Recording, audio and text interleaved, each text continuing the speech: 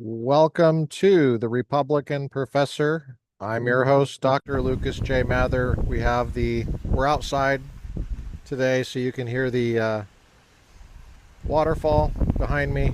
You can probably see it if you're on YouTube. We have The Age of Entitlement today again. Christopher Caldwell. The subtitle's America Since the 60s, and we're talking about the origin of political correctness. And as you know, political correctness is the origin of wokeness. And I thought we would need a little bit extra relaxation today talking about this stuff because it's really important, but it's kind of this stuff is some of the most harmful stuff that we've dealt with as a country, and it's stressful. Politics is stressful, I understand. But it sure helps we have the sunshine out. We have birds, flowers, waterfall, beautiful pool here in the backyard. As you know, it's not my backyard. I've said this a million times. I'm house sitting for my mentor, my epistemology mentor of about a quarter century, guest on this podcast, Dr. Doug Geivett, who is himself a student of the late, great Dallas Willard. Dallas Willard is basically an intellectual grandfather of mine. And anyway, we have Chris Caldwell, Age of Entitlement. We're in the section on race, the chapter on race. The last time we did this, we covered what did so-called whites think they were getting out of the 1964 Civil Rights Act. Then, what did so-called blacks think they were getting out of the so-called Civil Rights Act? And let me just say this before we get into it. A lot of the crap that you see, the woke crap coming out of like HR departments in corporate America and in higher education, where the only thing higher are the students after pot was legal, the unearned grades because of grade inflation, and the amount of Democrat indoctrination at taxpayer expense, because higher education has become a Democrat indoctrination, grade inflation plantation at taxpayer expense. So all of that, a lot of that, we're getting right at the root of it historically and theoretically. Page 25. We're going to make a fair use of this material, do a transformative reading. We'd like to thank Chris Caldwell for writing it. We'd like to thank Simon & Schuster for making this material available. Simon & Schuster, 2020, New York. Throw some business their way. Go out and purchase a physical copy of this book. Look, I can hold it in my hand. There's no third party that's interfering with what's on here. I can use this any way I see fit in order to advance intellectually and spiritually. Okay, with my understanding of what's wrong in America and how to fix it. Getting a question about my sweater. This is, yes, it's a 100% wool sweater. Yes, it's a Pendleton. The sunglasses? I don't know. I got them at Bass Pro Shop. They're for fishing. So I can see, well, allegedly you can see through the river when the sun's hitting it, but it doesn't always work out that way. Okay, page 25 at the bottom. Not civil rights, but human rights is the subtitle. We're going to try to get through this chapter, okay? So I got a lot of work to do. I'm going to get right to it. Thank you, Chris Caldwell, for writing this. Thanks, Simon & Schuster, for making it available. Go out, buy your copy today. Support your local book dealer. Support physical book dealers, okay? Book dealers that give physical product. Don't just only support Amazon, okay? Not civil rights, but human rights. Page 25 at the bottom. We're going to make a fair use transformative reading of this. So did whites and I'm going to say so-called whites. Every time he says whites, I don't agree with that language. I would say so-called whites, okay? I don't buy into these descriptions. But so did whites confer those rights? Or did blacks wring them out of a reluctant political system? Remember, we're talking about the 1964 Civil Rights Act. A lot of times when I ask students, how did women get the right to vote? How did blacks get the right to vote? They say they focus on fighting. The women fought for those rights. The blacks fought for those rights. They don't give any other credit anywhere else. At least students do. That's an interesting question. It was a bit of both. The civil rights movement, and I hate that language too. I'm sorry, I gotta say it. I gotta say it every single time I see the phrase the civil rights movement. It's just a slogan. The civil rights movement. There wasn't just one of them, and this didn't just pop out of thin air. The first Civil Rights Act was in 1866. Republicans. People who don't like to give Republicans credit for stuff typically ignore all that and say the civil rights movement started like a century later. No.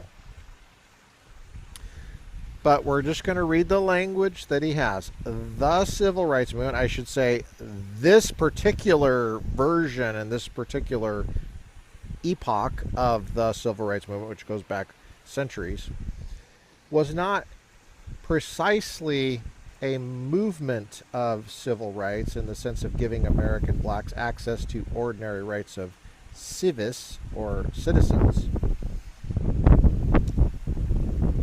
Sometimes it's pronounced kiwis, I think, but I don't know. My Latin sucks. If it had been, the laws would not have required changing, only enforcing. Page 26 at the top. Congress had thought in terms of citizenship when it passed the Civil Rights Act of 1866. Thank you. Why is that not the civil rights movement? I hate these slogans. The reason I hate the slogans is because sometimes they take over for thinking. They replace thinking. So had the Supreme Court, when it tried the Civil Rights Act cases in 1883. I screwed that sentence up. So had the Supreme Court when it tried the civil rights cases of 1883. The term, quote, civil rights, unquote, survived even as the approach failed. What was being fought over in the 1960s was something different from civil rights. It was a conception of human rights that had arisen in the 20th century. Gandhi had advanced it. So had the Universal Declaration of Human Rights, promulgated at the United Nations in 1948.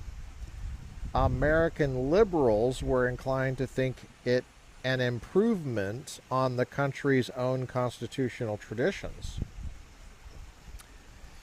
Quote, the time has arrived in America for the Democratic Party to get out of the shadow of states' rights and walk forthrightly into the bright sunshine of human rights, unquote. Minneapolis Mayor and senatorial candidate Hubert Humphreys said in a speech at the 1948 party convention that launched his national career. People, quote, people, human beings, this is the issue of the 20th century, unquote. In the mid-20th century, human rights was not a milquetoast moralism, but a fighting doctrine. The black Muslim orator Malcolm X, who professed indifference as to whether the civil rights struggle succeeded by the ballot or the bullet, embraced something he described as human rights in the spring before the passage of the Civil Rights Act of 1964, he means. His vision overlapped only partially with that of the United Nations. Worldwide, as Malcolm X saw it, I'm adding so-called white people, were panicked that rising incomes in the third world were leading to rapid population growth, thence to power, thence to revolution. In a speech he gave before a mostly so-called, that's me, white audience at a forum sponsored by the socialist newspaper The Militant, he treated rights and revolution as part of a seamless whole. Quote, revolution is never based on begging somebody for an integrated cup of coffee, he said. Continuing the quote, revolutions are never fought by turning the other cheek. Revolutions are never based upon love your enemy and pray for those who spitefully use you. And revolutions are never waged singing, we shall overcome. Revolutions are based upon bloodshed, unquote. This was not necessarily meant to be a racist doctrine. Malcolm X urged sympathetic so-called whites to turn the civil rights struggle into a struggle for human rights, which, quote, opens the door for all of our brothers and sisters in Africa and Asia who have their independence to come to our rescue, unquote. We're on page 27 at the top. Age of Entitlement by Chris Caldwell, 2020, Simon & Schuster, New York. Malcolm X made that speech a week after his only meeting with Martin Luther King Jr. The two bumped into each other in the U.S. Senate while attending the debate on the Civil Rights Bill and spoke for literally 1 minute. It has become common to present the two as having taken opposite approaches to civil rights. The motto of the Southern Christian Leadership Conference, the civil rights umbrella group King founded in 1957, was, quote, to save the soul of America, unquote. It summarizes well the role King plays in 21st century civil rights pageantry, but King himself soon moved beyond it. By 1967, when he had come to see the Vietnam War as a strategic and humanitarian catastrophe, he was changing tack. In a rueful and sarcastic address at New York's Riverside Church, King used Vietnam to sharpen the focus on America's racial hypocrisy. We're in the middle of page 27. Here's a block quote. Quote, we were taking the black young men who had been crippled by our society and sending them 8,000 miles away to guarantee liberties in Southeast Asia, which they had not found in Southwest Georgia and East Harlem. So we have been repeatedly faced with the cruel irony of watching Negro and white boys on TV screens. This is the original language, okay, of Martin Luther King Jr. in this speech in 1967. Okay, this is a direct quote. I'm just quoting, okay? On TV screens as they kill and die together for a nation that has been unable to seat them together in the same schools. So we watch them in brutal solidarity burning the huts of a poor village, but we realize that they would hardly live on the same block in Chicago. Unquote. King felt compelled to explain, quote, why I believe that the path from Dexter Avenue Baptist Church, the church in Montgomery, Alabama, where I began my pastorate, leads clearly to this sanctuary tonight, unquote. America had become, quote, the greatest purveyor of violence in the world today, unquote, to the point where he would no longer speak only in its name. Quote, I speak as a citizen of the world, unquote, he said. These quotes and unquotes is getting exhausting, so I'm tempted to just, make sure you get a copy so you can follow along. Quote, for the world, I'll do it a little bit longer, as it stands, aghast at the path we have taken, unquote. Then he reframed his point in terms that would not have been out of place in a speech by Malcolm X.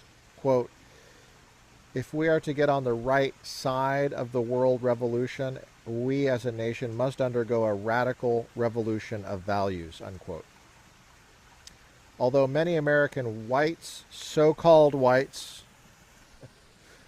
did not realize it even many decades later, so-called black civil rights leaders had turned down a different path. The problem was not just America's exclusion of blacks, it was something deeper about American values. 2 weeks after Johnson signed the Civil Rights Act, policeman Thomas Gilligan shot dead 15-year-old James Powell in Harlem. Powell had been either, as police said, attacking Gilligan with a knife, as Powell's friends said, caught up in a mostly peaceful protest of a landlord's anti-loitering policies. The neighborhood exploded in riots, which lasted for 6 nights, one of which saw 200 police and civilians hospitalized. No sooner had they ended than Rochester, New York blew up. Jersey City, Philadelphia, Dixmoor, Illinois followed. Observers were slow to tie the wave of violence to the movement for civil rights, describing it as a kind of coincidence. Quote, the civil rights movement itself was winding down, the New York Times reporter David Halberstam would later write, continuing the quote, there was a new and growing Negro discontent. Original language I'm quoting. There was a new anger in the air, particularly in northern cities, unquote. But the word new reflects wishful thinking. The riots were the civil rights movement. Not the whole of it, certainly, but an important element of it. Again, this is Chris Caldwell, The Age of Entitlement, America Since the 60s, the chapter on race, chapter 2. The next, we're not there yet, but the next subtitle of this chapter is called The Origins of Affirmative Action and Political Correctness. That itself is the origin of wokeness. You gotta stay with this, because this is very important. Many American race riots in the half century that followed, from Watts in 1965 through Los Angeles 1992 to Ferguson 2014, Baltimore in 2015, would take the form of Harlem's in 1964. All would have the half-political character best described by the historian Eric Hobsbawm in his work on medieval uprisings and Mediterranean banditry. To part of the country, the riots were a social movement, a protest against the legitimacy of law enforcement that favored whites over blacks. To the rest of the country, the riots were just crime, a protest against nothing more than the rule of law. In the mid to late 1960s, that was true, especially for whites outside the South. For many, the riots were their introduction to blacks and brought a change of perspective. It seemed to white people that the country had somehow pressed the wrong button and was now getting the, quote, bad, unquote, civil rights movement instead of the, quote, good one they had been promised. The burn down the business district version instead of the shake hands on the White House lawn version. Page 29 at the top. Starting in the early 1960s, an astonishing spike in crime in which blacks made up a disproportionate share of both perpetrators and victims took on aspects of a national emergency. The emergency would pass through various stages. The looting episodes in Memphis that preceded the assassination of Martin Luther King Jr. on April 4th, 1968, and a new wave of deadly riots that followed it. The Attica prison revolt of 1971, the New York blackout of 1977, the crack epidemic of 1986, the Los Angeles Rodney King riots of 1992, O.J. Simpson's acquittal in his 1995 murder trial. After that, crime rates fell in general, but the overrepresentation of blacks in the criminal statistics never went away. By 2011, toward the end of Barack Obama's first term in office, blacks, who make up 13% of the entire U.S. population, still accounted for 39% of the arrests for violent crime. During the election season 1964, B'nai B'rith commissioned a poll on anti-Semitism and other bigotries. It found 37% of whites less sympathetic to blacks than they had been the year before, with only 15% more sympathetic. A measure that had been intended to normalize American culture and cure the Gothic paranoia of the Southern racial imagination had instead wound up nationalizing Southerners' obsession with race and violence. The measure he's talking about there is the 1964 Civil Rights Act. Page 29 at the bottom, origins of affirmative action and political correctness.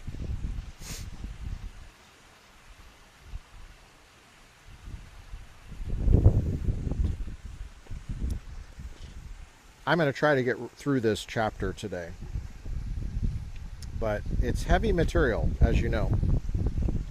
The legislation of the mid-1960s made legal equality a fact of American life.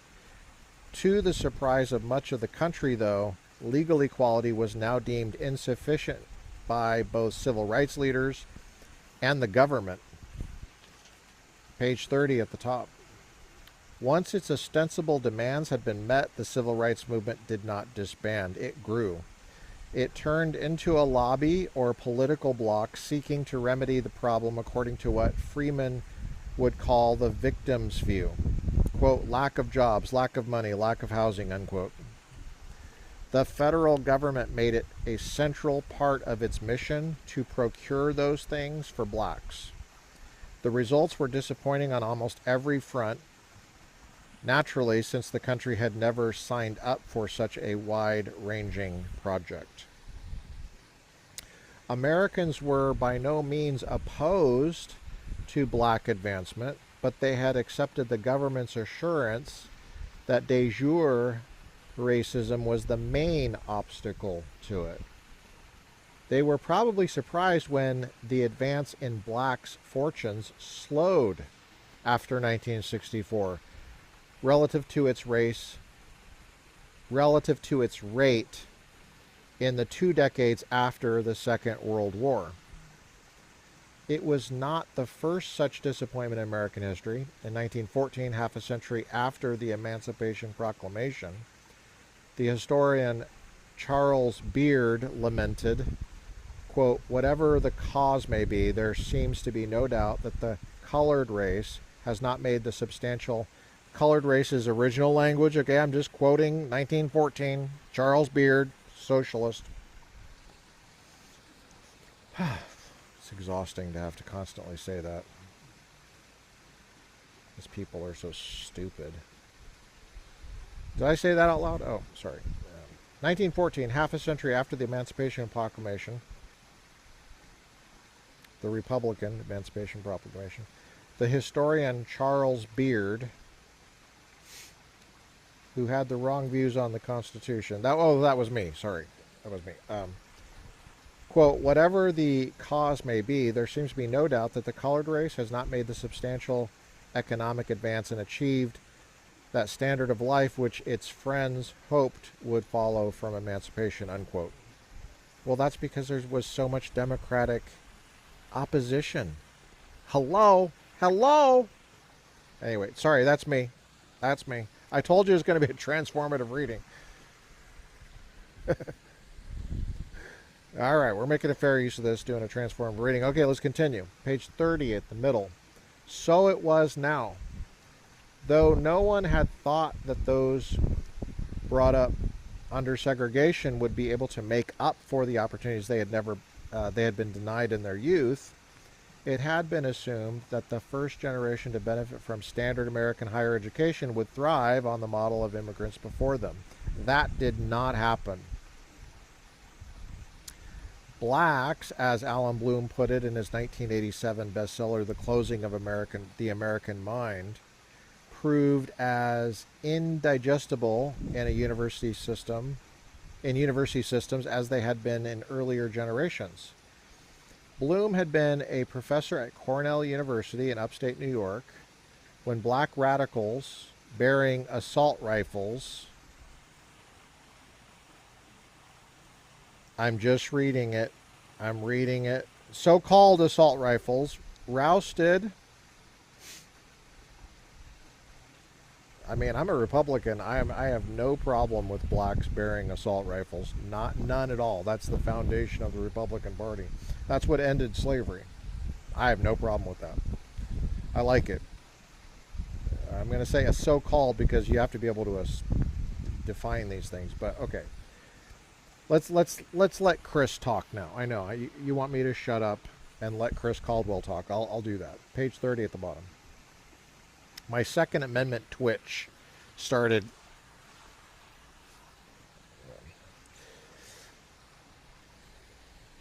Alan Bloom had been a professor at Cornell University. He wrote The Closing of the American Mind, which I had when I was a kid in high school. I was reading that. Fantastic. If you don't have a copy of it, go get it. That'd be a good one to do on the podcast. I just realized.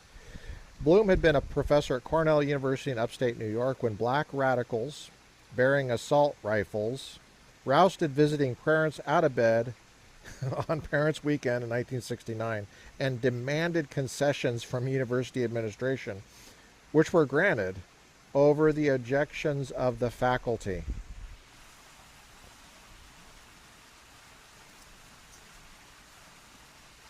I don't know if this is true, but I'm going to just say it. The version of the Federalist Papers that we used 2 episodes over the last summer, the Declaration of Independence and the Constitution Day readings that we did. Charles Kessler wrote the introduction. Originally, that was the Rossiter Signet Classic Edition, Clinton Rossiter. Clinton Rossiter was faculty member there in Cornell at that time, and I think he committed suicide because of that event. It was so traumatic to him. Not that you people who hate Republicans care, but it's a fact. Yeah, that actually happened. Well, anyway, Bloom left for the University of Toronto the following year. The indigestibility and the radicalism were 2 sides of the same coin as Bloom saw it.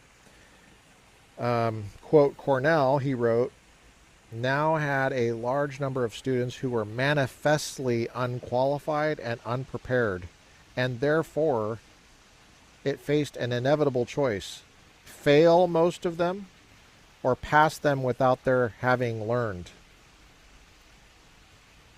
Black power, which hit the universities like a tidal wave, at just that moment, provided a third way, unquote.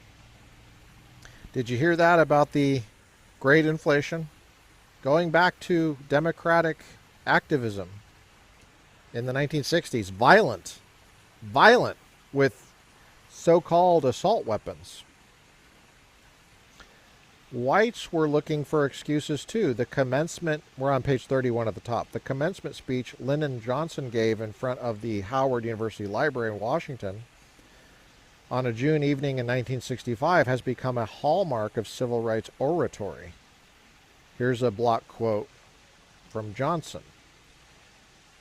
Quote, "You do not take a person who for years has been hobbled by chains and liberate him, bring him up to the starting line of a race and then say, you're free to compete with all the others and still justly believe that you have been completely fair. Thus, it is not enough just to open the gates of opportunity. All our citizens must have the ability to walk through those gates," unquote. Many who had gone to war against segregation had done so in the expectation that they would be greeted with flowers by those they had liberated. Only now did the builders of civil rights realize that this was not something they could pronounce on with certitude.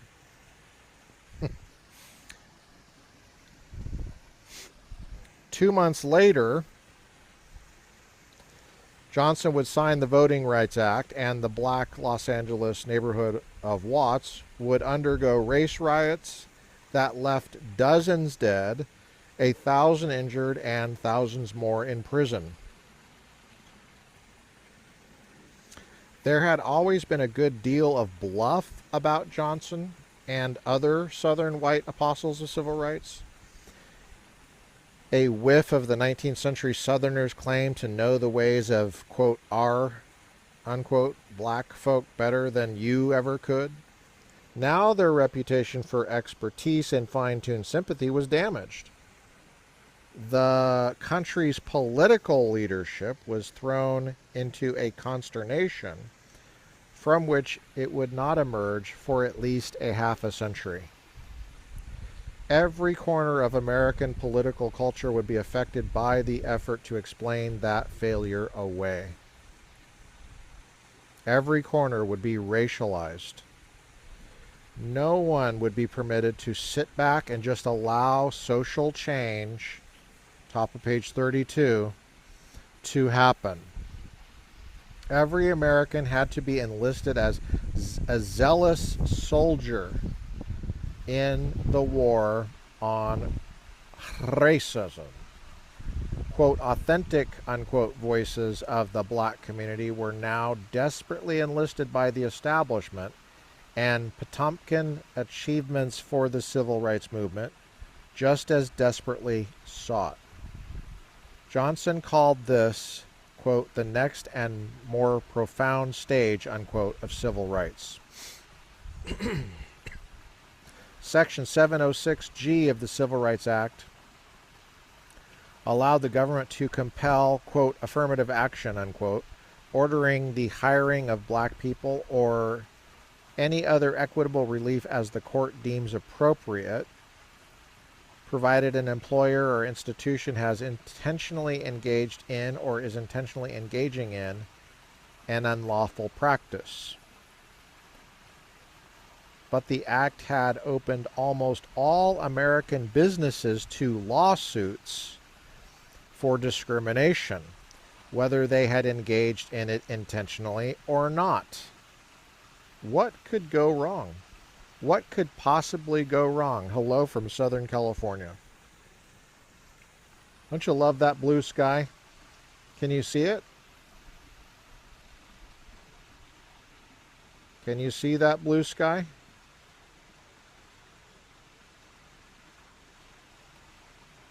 Let's just take in this waterfall. Let's take it in.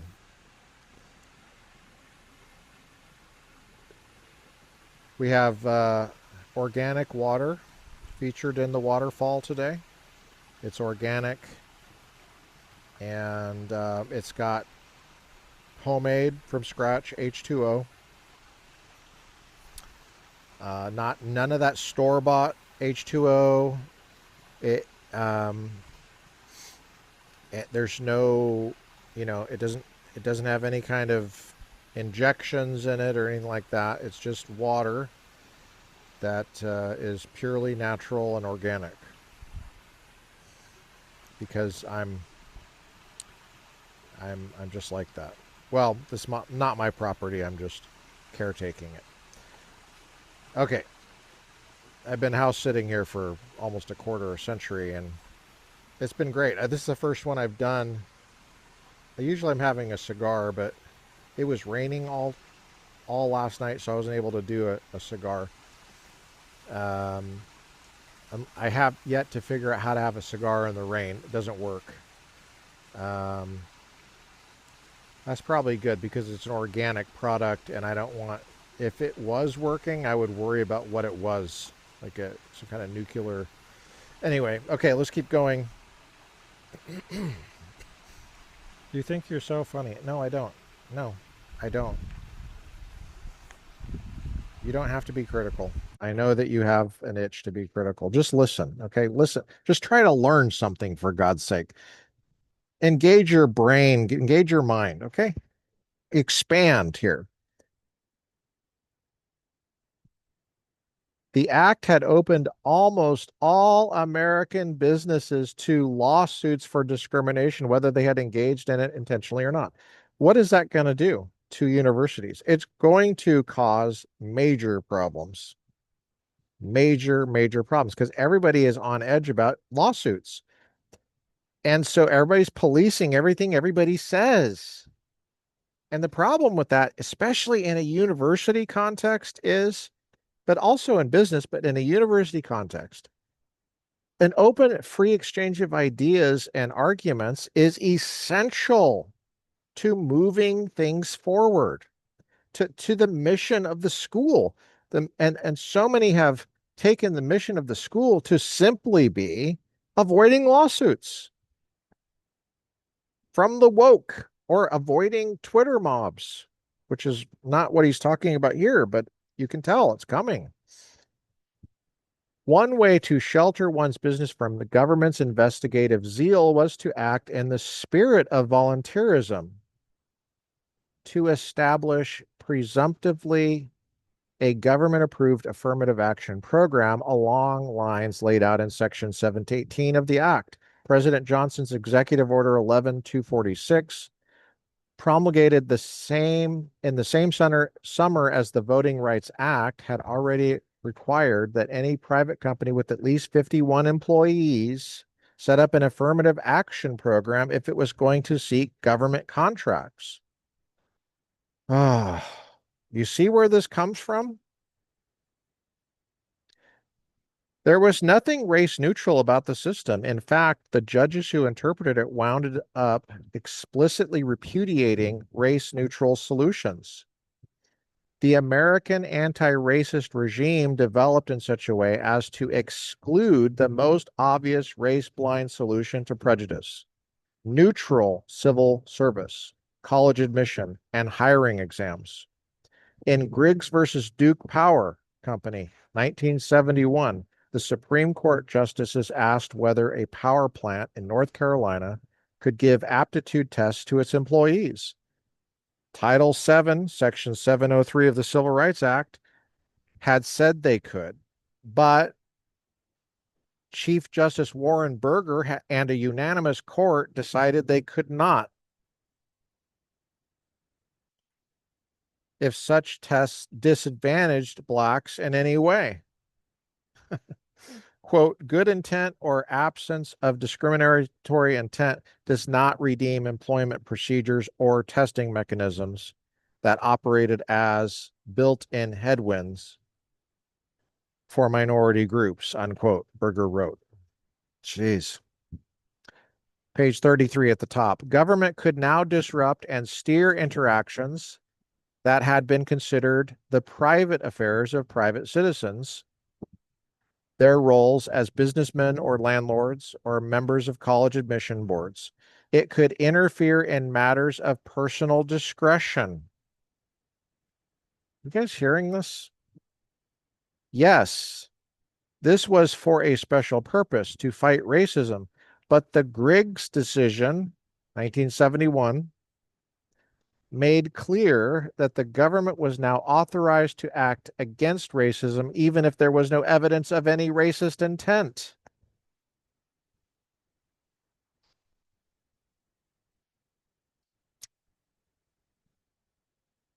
Chris Caldwell, Age of Entitlement, Simon & Schuster, 2020. Go out and get your copy. Get a physical copy that a leftist tech platform can't get between you and it. Okay? Go support your local bookstores. This was an opening to arbitrary power. And once arbitrary power is conferred, it matters little what it was conferred for. That seemed to worry people.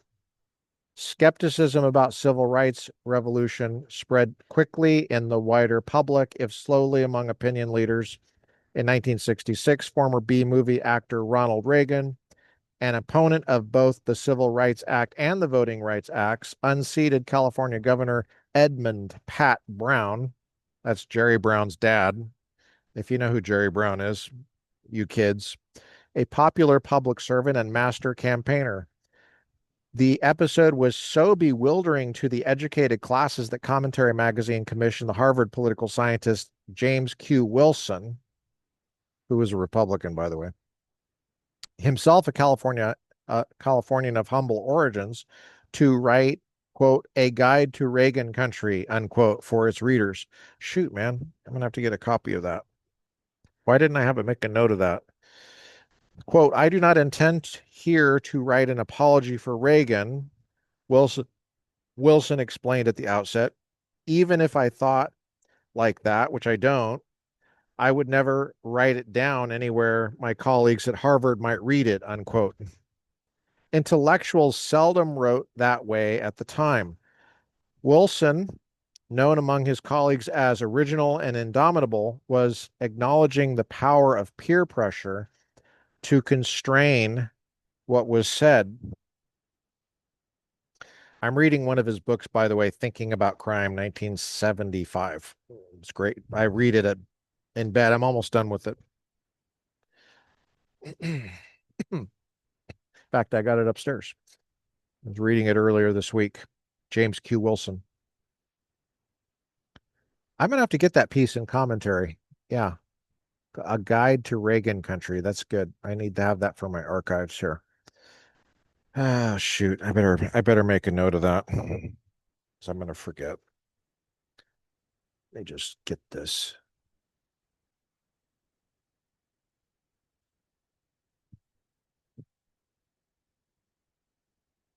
I should have made this note originally.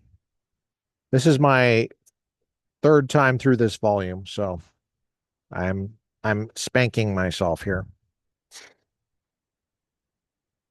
Yeah, so Wilson, known among his colleagues as original and indomitable, was acknowledging the power of peer pressure to constrain what was said. That's still true on universities. Yes, because here's the thing. When they hire you or when they promote you, the criterion is, are you a good fit for the department?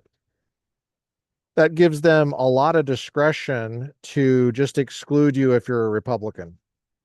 And over time, there's only Democrats or a milquetoast Republican that never says a damn thing, like James Q. Wilson. But they're saying he was original. That just means he's Republican and indomitable. Okay. Half a decade later, his Harvard colleague Nathan Glazer wrote, here's a block quote.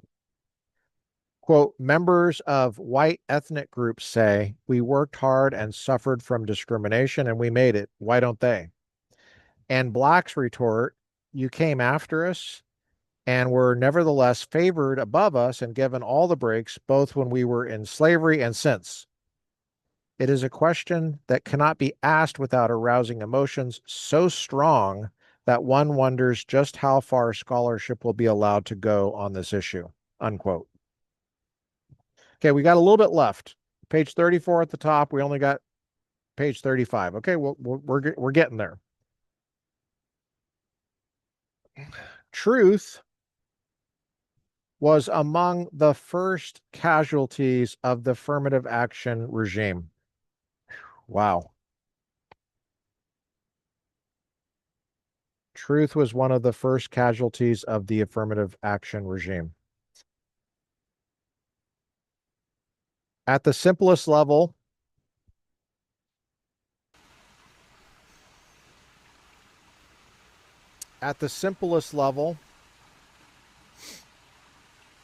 man, somehow the waterfall noise went off. I'm not sure why, but I think I got the waterfall noise back on. That's what you're hearing. There was a really pretty bird that just tweeted, and I think you might have missed it. It's kind of cool. We don't hear really pretty birds in SoCal very often, so I get excited when it's not like it's the East Coast where they're all over the place, or Appalachia or whatever. There's not a lot of pretty sounding birds here. I miss the robins in Colorado. I'm not saying they're the prettiest bird, but it's just something I miss. Anyway, page 34 at the top. Truth was one of the first casualties of the affirmative action regime. At the simplest level, affirmative action meant discarding prevailing notions of neutrality in order to redistribute educational and employment chances on the basis of race. The idea that it could be a permanent solution to the problem of racial prejudice required doublethink. Quote, affirmative action requires the use of race as a socially significant category of perception and representation, as Kimberly Crenshaw and her colleagues put it. But, continuing the quote, but the deepest elements of mainstream civil rights ideology had come to identify such race consciousness as racism itself, unquote. What could possibly go wrong here, guys? Just half a decade into the civil rights revolution, America had something it had never had at the federal level, something the overwhelming majority of its citizens would never have approved, an explicit system of racial preference. I mean, I'm reading this, and I've read this like 3 times, and I still am shocked. Just half a decade into the civil rights revolution, America had something it had never had at the federal level, something the overwhelming majority of its citizens would never have approved, an explicit system of racial preference.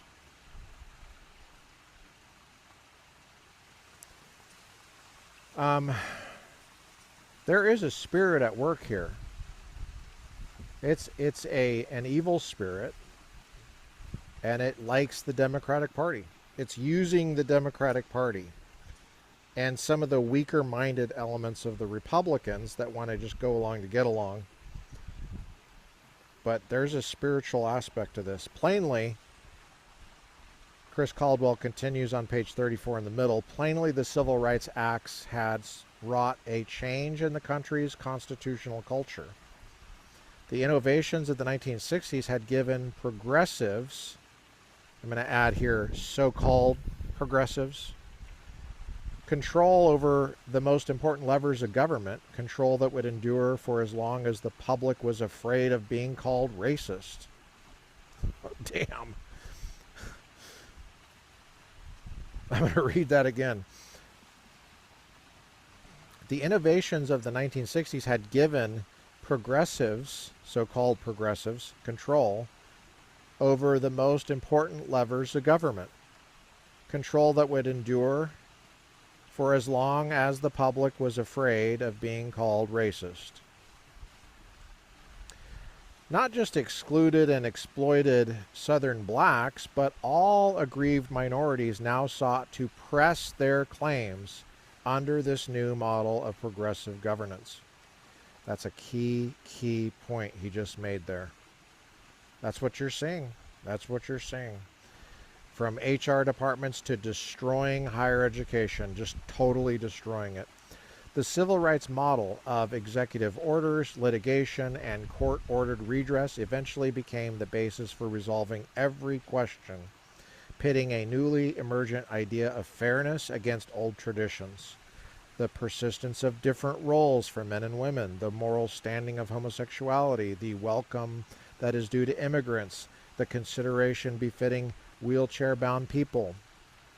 Civil rights gradually turned into a license for government to do what the Constitution would not previously have permitted. It moved beyond the context of Jim Crow laws almost immediately, winning what its apostles saw as liberation after a liberation. Wow. The new political style was not suited to every goal. It was designed for breaking traditional institutions, not building new ones. But it drove some observers to transports of speculation. The Jamaica-born Harvard sociologist Orlando Patterson enthused in the early 1970s, quote, this is a block quote, bleak though the system is, it also presents an awesome opportunity. Black Americans can be the first group in history, in the history of mankind, who transcend the confines and grips of a cultural heritage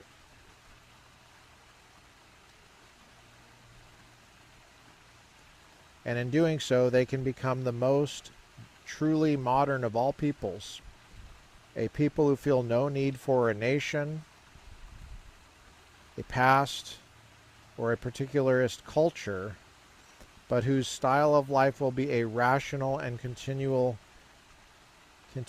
changing adaptation to the exigencies of survival at the highest possible level of existence. It is clear that the next great cultural advance of mankind will involve the rejection of tradition and of particularism, unquote. That's from Orlando Patterson, early 1970s. Okay. This is the last paragraph of the chapter on race. Page 35, middle. Chris Caldwell, Age of Entitlement, Simon & Schuster, 2020. Go get your copy.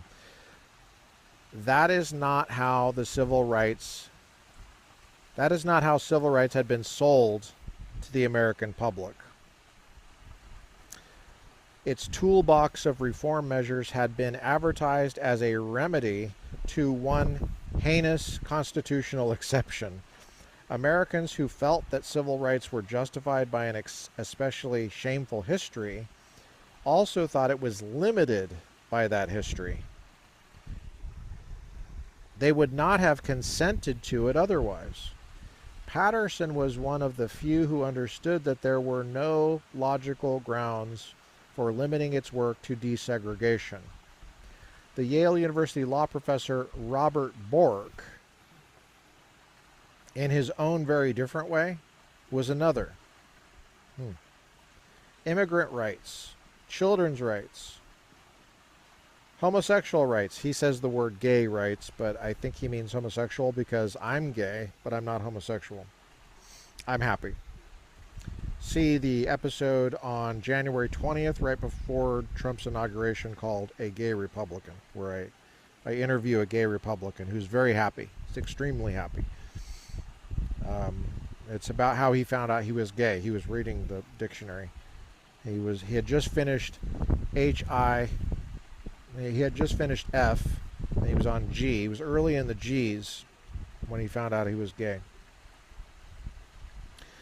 The Yale University law professor Robert Bork, in his own way, was another. Immigrant rights, children's rights, so-called gay rights, homosexual rights, and the rights of the aged were not in the civil rights legislation. That's exactly right. We're covering Bostock. Check out the Bostock episodes. But they could easily be induced from it. The civil rights movement was a template. The new system for overthrowing the traditions that hindered black people became the model for overthrowing every tradition in American life, starting with the roles of men and women.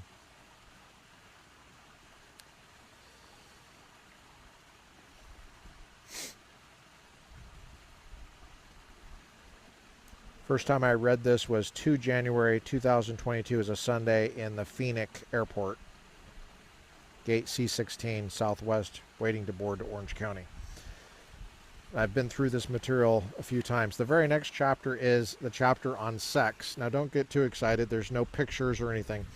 It's, guys, it's about the word sex in the 1964 Civil Rights Act. The Bostock episodes we're doing on race and gender and sex. Whether the word sex in the 1964 Civil Rights Act appropriately does encompass homosexuality and so-called transgenderism. He's going back and he's talking about the 60s and how it has shaped our culture, the age of entitlement, America since the 60s. I think this is one of the most important books to read about American politics. If you really want to understand it, there is something to understand. But it takes an attention span, it takes some effort, it takes some elbow grease. And guys, I just sat here for an hour with you guys and I didn't hardly break a sweat. It's not that I'm not bragging about that. I'm just saying it's like, well, I'm trained, man. I'm in shape, you know. My mind's in shape. And some of you guys are flabby, intellectually flabby. It's embarrassing. You can't even do an intellectual push-up. And you guys got to get in shape. You really need to go to boot camp, and you need to have an intellectual drill sergeant screaming at you, calling you a mule-assed bitch, which is what my drill sergeants did. I thought that was the funniest thing I'd ever heard when I heard that. And I paid dearly for laughing about it. And so did everybody else. We had a SEAL Team 6 guy running our PT in my first duty station at the Presidio Monterey. So there were so many SEALs that were language students because of intelligence and special operations. It's helpful to know a foreign language.